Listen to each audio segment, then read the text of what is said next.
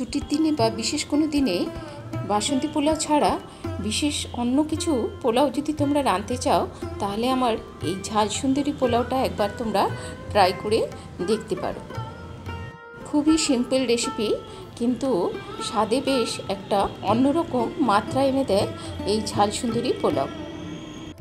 নমস্কার বন্ধুরা, সবাইকে জয়ের কথা চ্যানেলে স্বাগত জানাই। এই পোলাও রাঁধার জন্য দেখো, এখানে আমি 2 কাপ বাসমতি চাল খুব ভালোভাবে ধুয়ে নিয়ে জলটা ঝরিয়ে এখানে আমি 1 চামচ ঘি এবং প্রায় 1.5 চামচ মতন হলুদ এখানে আমি ভালোভাবে চালের সঙ্গে মাখিয়ে নিলাম। অবস্থায় আধ ঘন্টা রেখে দেবো যাতে চালটা একটু শুকনো হয়ে যায়।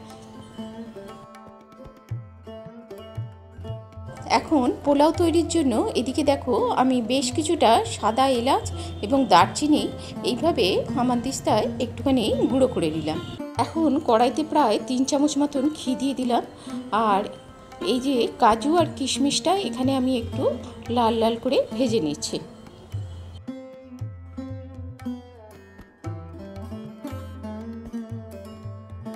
কাজু আর কিশমিশটা ভাজার পরে তুলে নিয়ে আমি ওই তেলের মধ্যেই দেখো, এখানে একটুখানি শাহি জিরা প্রায় 1 চামচ, ছোট 1 চামচ আমি দিয়ে দিয়েছি। আর তারপরে এই যে গুঁড়ো করে রাখা গরম মশলা, তেজপাতা সমস্ত কিছু এর মধ্যে দিয়ে দিলাম।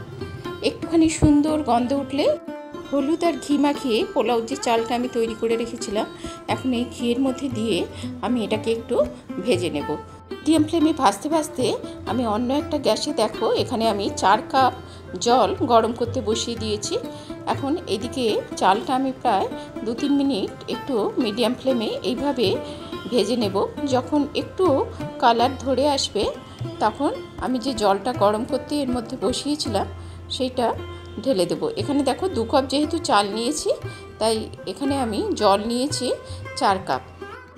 পোলাওতে তো সবসময় জলটা একটু গরম করেই ঢালতে হয়, নাহলে কিন্তু পোলাওটা ভালো হয় না। এখন এর মধ্যে আমি প্রয়োজন মতো নুন দিয়ে দিলাম। এখানে আমি পার কাপে 1 চামচ করে নুন ব্যবহার করেছি, অর্থাৎ এখানে আমি ওই 2 থেকে 2.5 চামচ মোটামুটি নুন দিলাম। এখন এটাকে মিডিয়াম ফ্লেমে হতে দিচ্ছি। এদিকে দেখো, একটা প্যান গরম করে ওখানে আমি প্রায় 2 চামচ মতন রিফাইন তেল দিয়ে তার মধ্যে বেশ কিছুটা কারি পাতা এবং কাঁচা লঙ্কা, মানে তোমরা যতটা ঝাল খেতে ভালোবাসবে সেই হিসাবে কাঁচা লঙ্কা এবং গোলমরিচের গুঁড়ো কারি পাতার সাথে আমি একটু ভেজে তৈরি করে রাখছি। এখন এদিকে দেখো, আমার পোলাওটা প্রায় হয়ে এসছে। তো এই সময় আমি একটুখানি 2 চিপি এরকম কেওড়া ওয়াটার বা ওই কেওড়া জল যেটা, সেটা আমি এর মধ্যে দিয়ে দিলাম। আর প্রয়োজন মতন চিনি দিয়ে দিলাম। এখানে আমি যেহেতু মিষ্টিটা একটু কম হবে, তাই এখানে আমি 3 চামচ মতন চিনি দিয়েছি। আর ভেজে রাখা কাজু, কিশমিশ আর ওই যে কারি পাতা, কাঁচা লঙ্কা আর গোলমরিচেরটা ভেজে রেখেছিলাম, ওটাও এর মধ্যে দিয়ে আমি ভালোভাবে মিশিয়ে নিচ্ছি। মুখের স্বাদ বদলাতে মাঝে মাঝে বাসন্তী পোলাওর বদলে এইভাবে যদি পোলাও রাঁধো, দেখো কিন্তু বেশ ভালো লাগবে। এর সঙ্গে একটু কষা মাংস, পনির বা আলুর দম সব কিছুই কিন্তু এর সঙ্গে ভালো লাগবে। তোমরাও একবার এইভাবে পোলাও ট্রাই করে দেখতে পারো এবং রেসিপি ভালো লাগলে অবশ্যই লাইক, শেয়ার এবং কমেন্ট করো। এই পোলাওটা আমি যতবার রেঁধেছি সবারই খুব ভালো লেগেছে, তাই আমি এই রেসিপিটা তোমাদের সঙ্গে শেয়ার করে দিলাম।